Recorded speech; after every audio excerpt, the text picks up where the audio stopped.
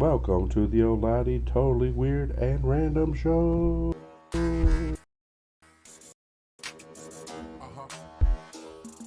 What is up? What is up? It's your boy Nick, aka Old Laddie, back to do something new. I'm doing a new show called the Totally Weird and Random Show with your boy, Old Laddie. What am I going to be doing? Well, just whatever I want to talk about. Uh, was trying to do all kinds of different things that related to movies and music and things like that. And this show will be some of that type of stuff. But this show is also going to go into the world of, things that are on my grinding my gears, my soapbox, my uh, things that are like aggravating me, maybe like politics a little bit. I won't get too far into that because people are really passionate about their politics. Um, I'll talk about, like I said, movies and music, still different outlets. I'll talk about things to the extent of football, things that just interest me, things in general like that. So if it's anything that you guys would like to talk about, just hit me up in the comments and things like that. In this particular show, I'm going to be talking about myself a little bit. I don't think I've ever took the time to tell you a little bit of history about myself. Nick in general, like my history. I'm going to talk about the last episode of House of the Dragon. I'm going to talk about I finally got to finish up watching X-Men 97 and how I think it's a masterpiece and I think it's the greatest thing since the Infinity Saga.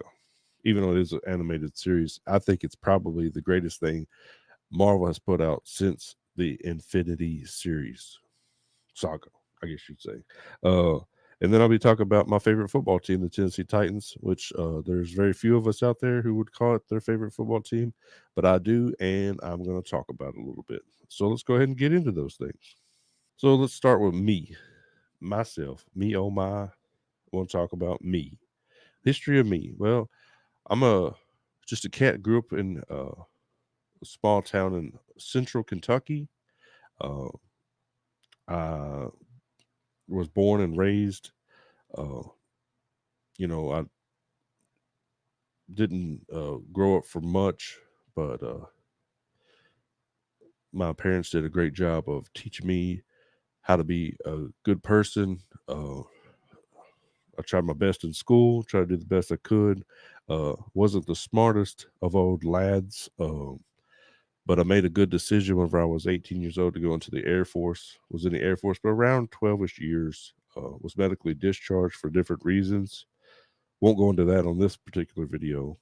I do have a different channel for that. I'll list that in the description below if you guys are ever wondering about that. That's part of what my outlets are for, is for that type of thing. But I went and I decided to go and do the military thing.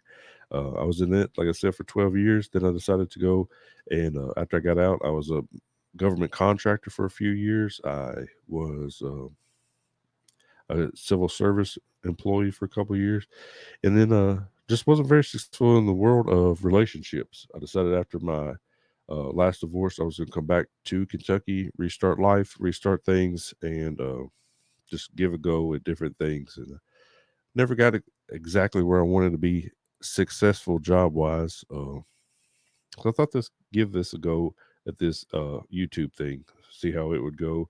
Uh, Not where I want to be yet, but I'm still giving it all I got, So trying my best at it, figuring out new things every day, failing at things every day, hopefully failing forward and learning how to be better than I was yesterday. And that's all it's all about.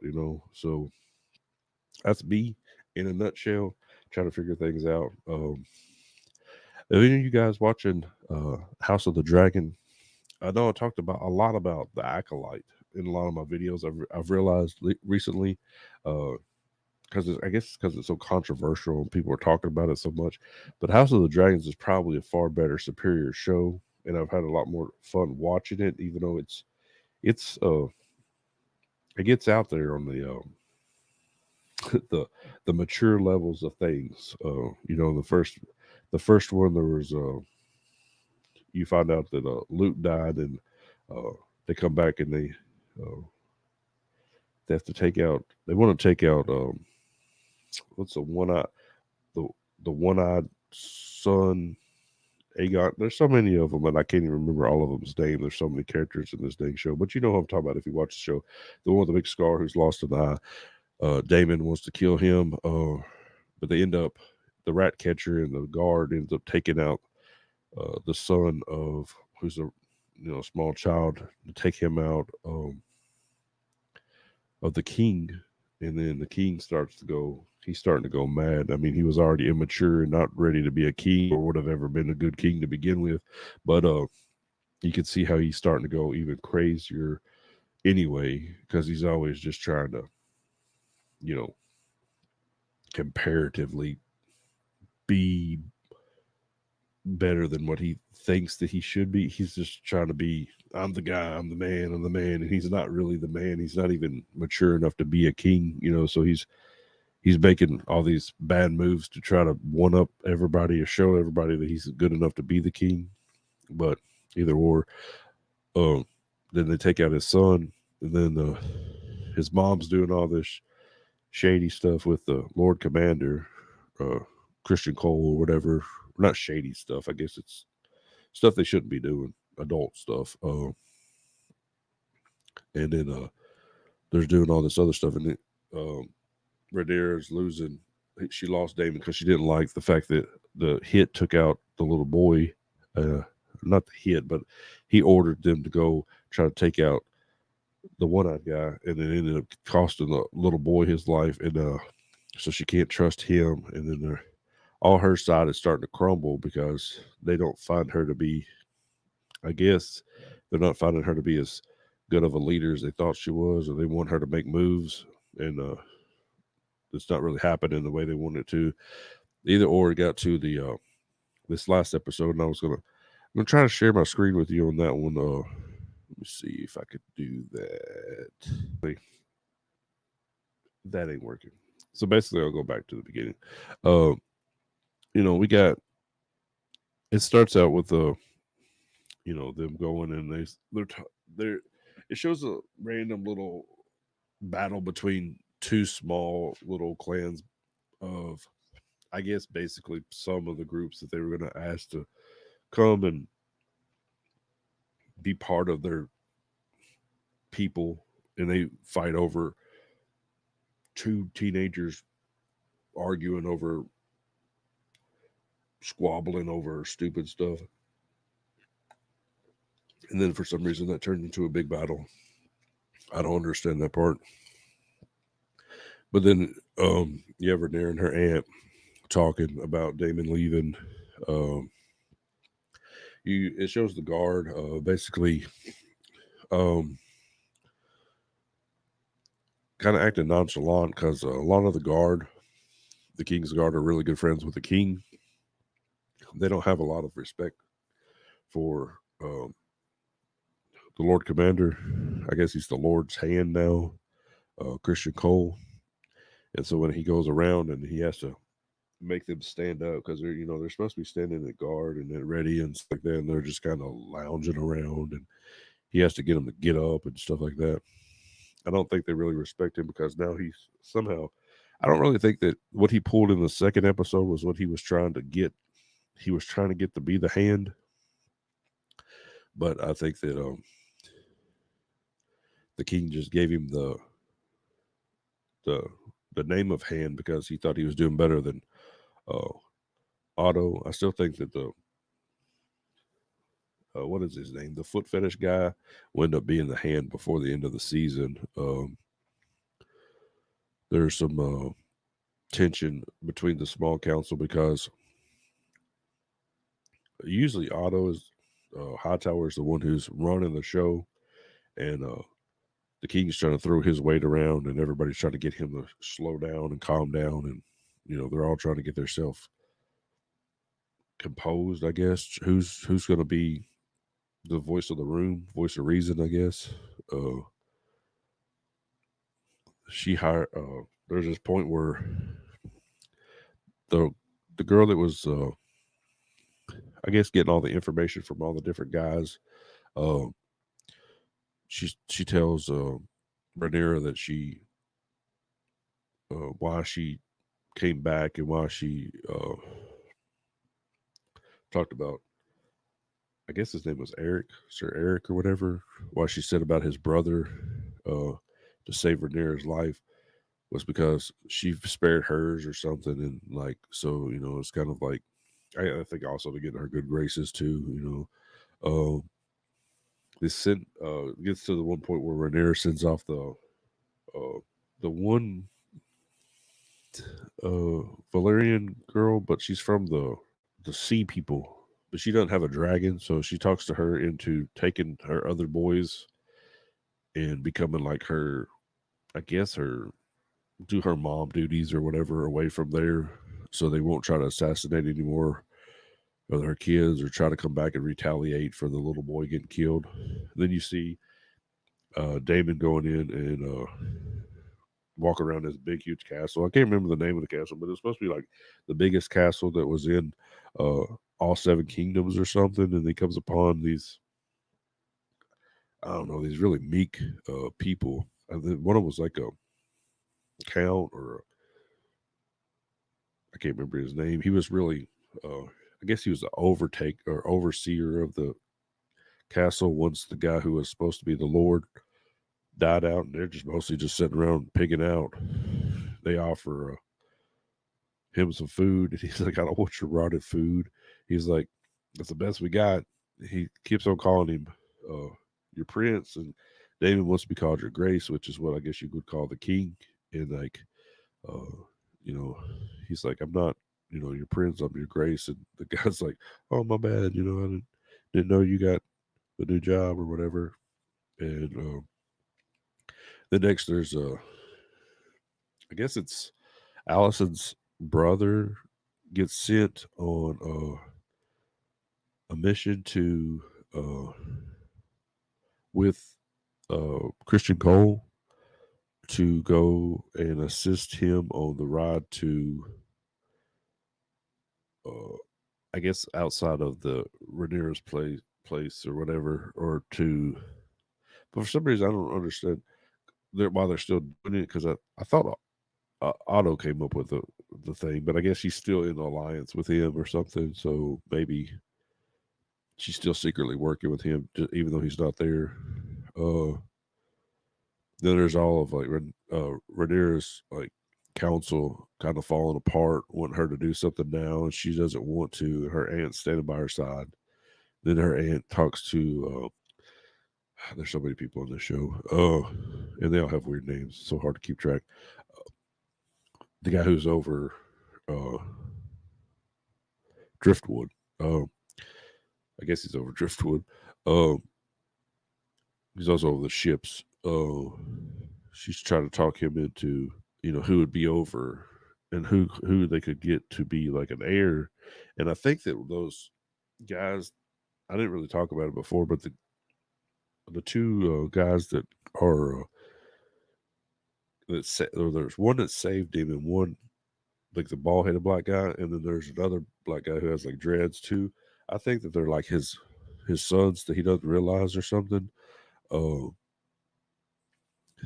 I think they might be like Valerian or part or something like that. They might be able to be uh, dragon riders or something maybe.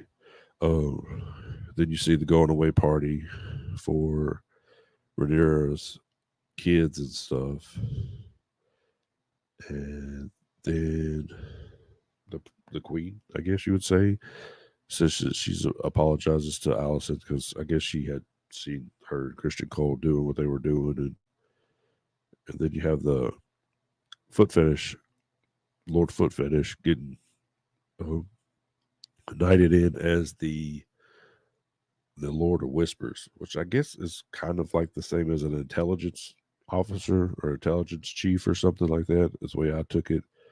Oh, so I think it's just time before he gets to be the hand. Sorry, I'm a little under the weather, so if you're like, why does this guy sound weird? That's why. But so he's still trying to get whatever job he can get get in the king's good graces to be able to get a job. I believe. Then you have the king still trying to admire himself, and then you have this brothel scene, which I'll just lightly go over. You have this guy that says he's part related to the king. King comes in, and then like it goes back to the one-eyed guy that I was talking about before. He's been seeing this one lady that works there for different reasons. I think it's more of like a nurturing reason or something than a typical reason you would go to one of those establishments type of thing. And then you have one of the dragons, Rhaenyra's my gosh, swoops down at Christian Cole's riding party, and then you have uh, Damon seeing things in that castle going crazy. Them sneaking Rhaenyra into the city, which takes a little while, but it's pretty cool little tactic they did. Sneak her in as a nun to go up to the place where Allison prays or whatever. And then it's pretty cool little back and forth scene there between the two of them. Each one trying to talk each other out of doing what they're doing, and each one of them validating the reasons why they're doing what they're doing. They both have legitimate arguments against each other, but it's kind of a pointless at this point, that they were going to get anything across to each other. It's just, they both know that they're too far gone, I think. And that was pretty much the end of it. So I was pretty much, I liked that show, that episode. It was pretty good overall. I didn't think it wasn't a lot of action per se. A lot of dragon action, a lot of fighting. I mean, there was a battle at the beginning, but you didn't even see it. You just see the little, like the teenagers, or I guess they were lords or something, or part of a noble family. They were arguing, and then all of a sudden it was just the battle was over. But you didn't see a lot of action. But there was a lot of politics and a lot of playing the field, I guess you could say, the Game of Thrones type of the way that a lot of the shows are, them trying to get in there and get their sides of what they want to have done. So, with that being said, let's go ahead and look at the why I think that X-Men was the greatest thing since the Infinity Saga. So, I mean, a lot of the reason why I think that this is, I'm not gonna lie to you, is because the X-Men original animated X-Men cartoon was like my favorite cartoon as a child. So, with that being said, I'm going to be a little biased on it. So, but the original X-Men animated cartoon, this X-Men '97 cartoon had all the nostalgia of the original series, uh, but it also had a few of its own things. The style was a little bit different.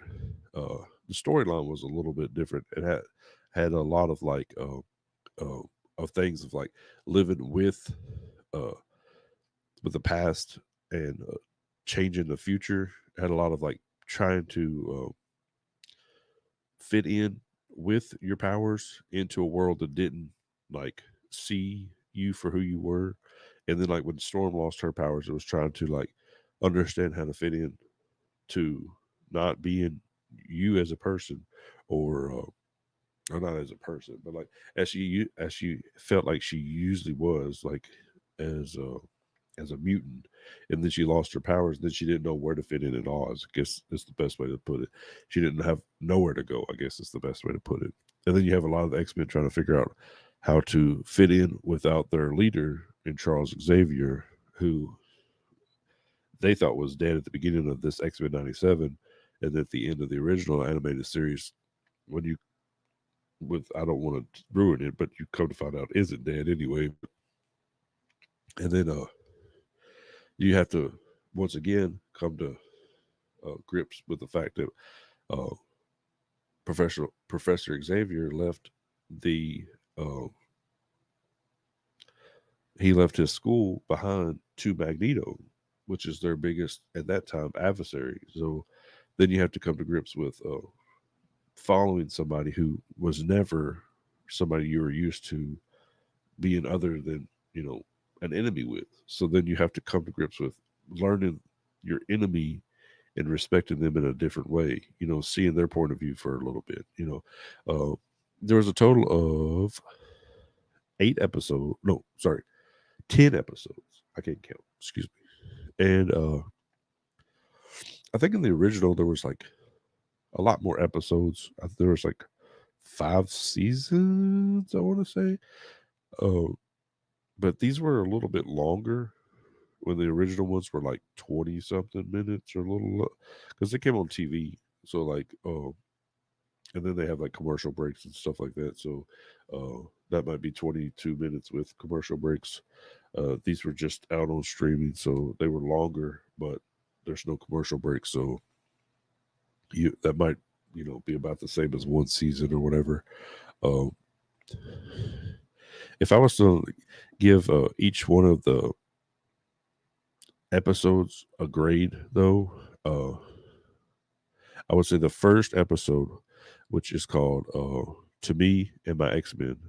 It's about It's mostly, if I give a little rundown for each one, it's mostly about Cyclops races to find a source for anti-mutant technology while trying to manage the team. You know, I would give it an 8. And then episode 2 is Mutant Liberation Begins. And it's when Magneto forced by the UN to stand trial and give a group of anti-mutant rioters test of his resolve. So this was whenever Magneto started to take over the X-Men, and he had to stand trial. So I'll give it a 9 because that one was a pretty good one right there.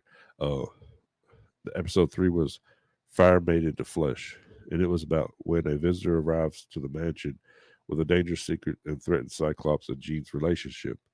The uh, tragic confrontation of immoral mad scientist. That was about an 8.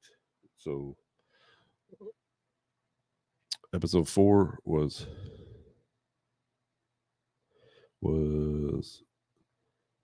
Manito, life death. On her birthday, Jubilee is forced to relive the greatest adventures uh, in the entertainment system and takes her inside a retro 16-bit video game. I'm not gonna lie about this one. I gave it a 6, but that was being generous. I didn't really love this one, but it's okay. It's fun. It's a cartoon fun. But uh 5 is Remember It.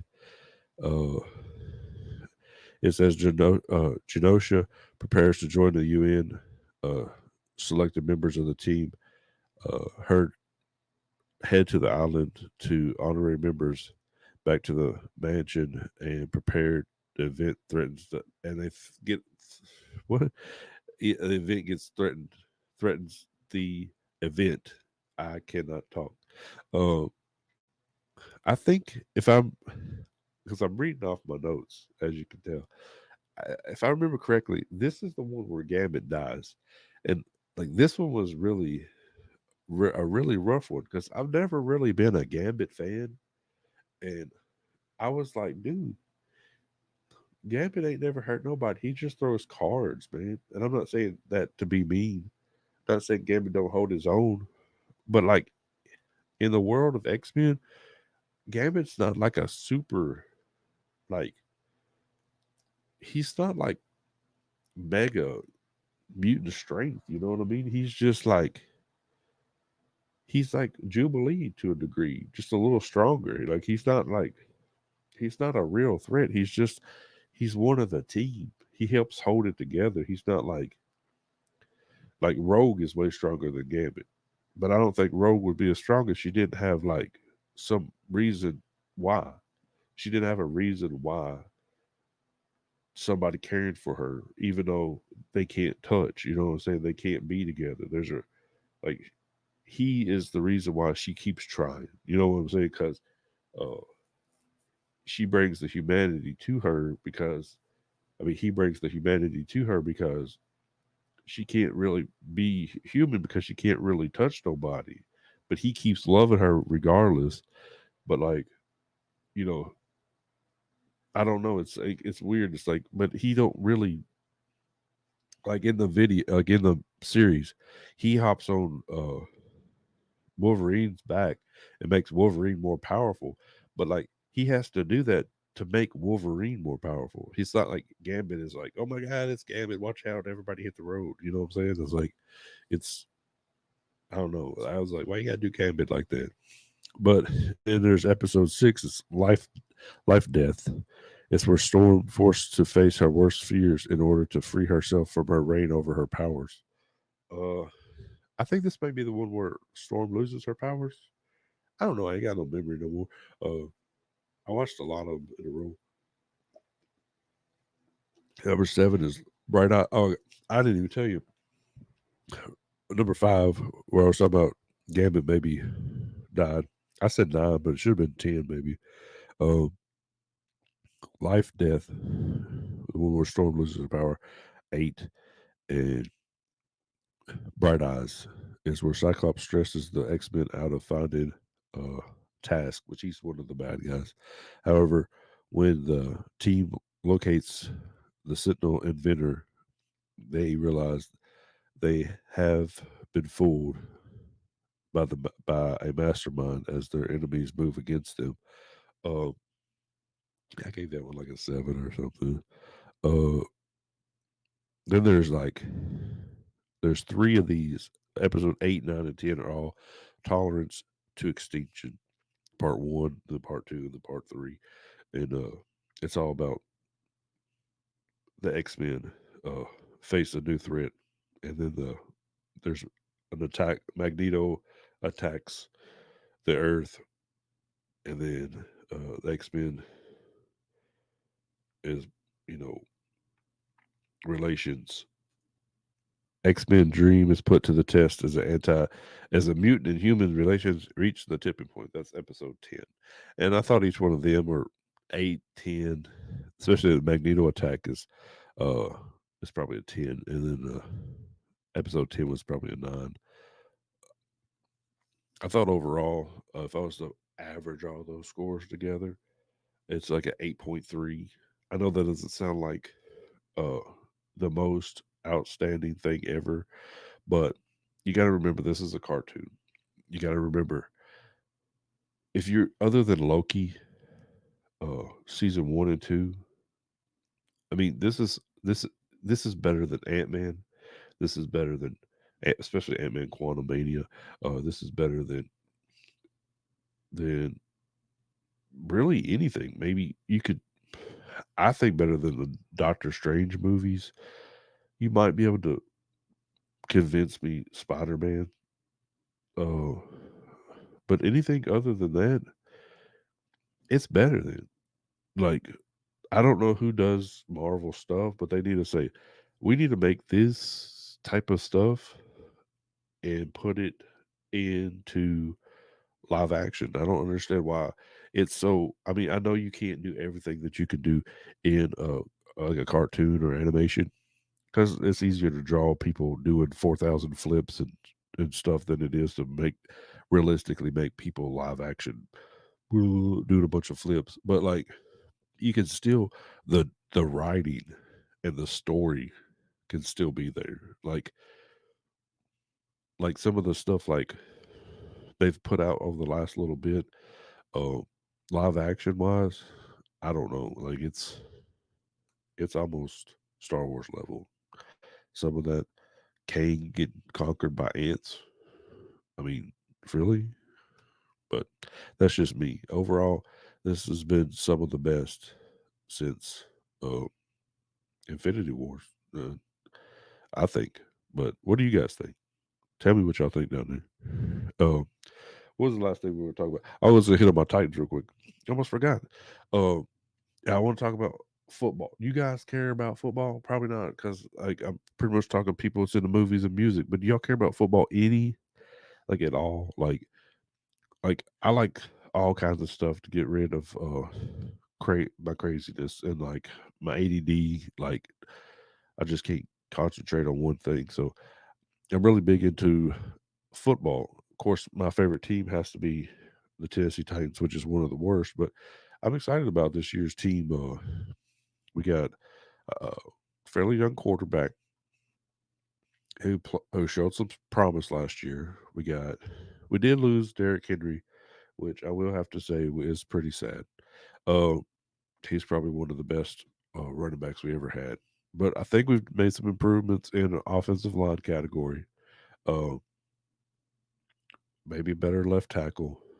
I think that our left guard will be better center. I don't know about the right side of the line so much. Better wide receivers.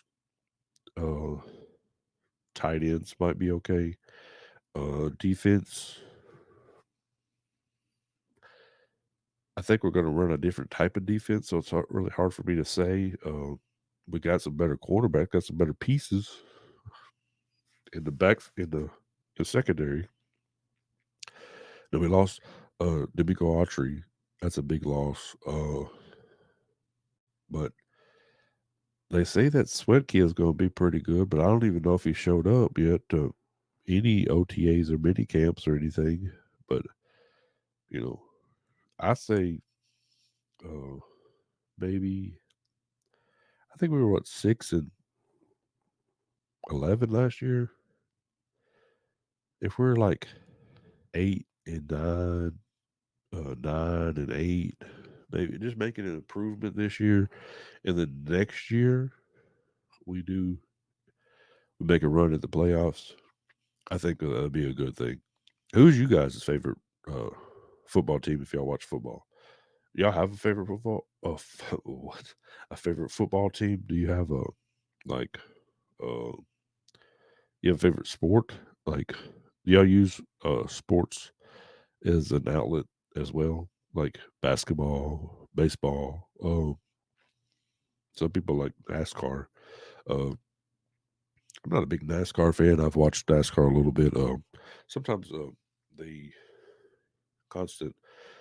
I like the road tracks a little better than the just around in a circle type of thing. But I don't know. They don't do that. I don't think that much. Of course, I don't watch it that much, so I don't really know. But uh, anyway, I'm gonna try to get these shows up once a week. Just this one big long show, and I'm still gonna try to do the other ones.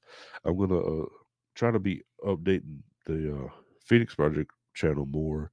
It's the channel I was talking about earlier, where try to help people that have any mental health issues or needs any help with mental health. If you guys are curious or wonder anything about that, please look over at that channel. I will put it in the description below, and appreciate you guys checking out the show, and peace.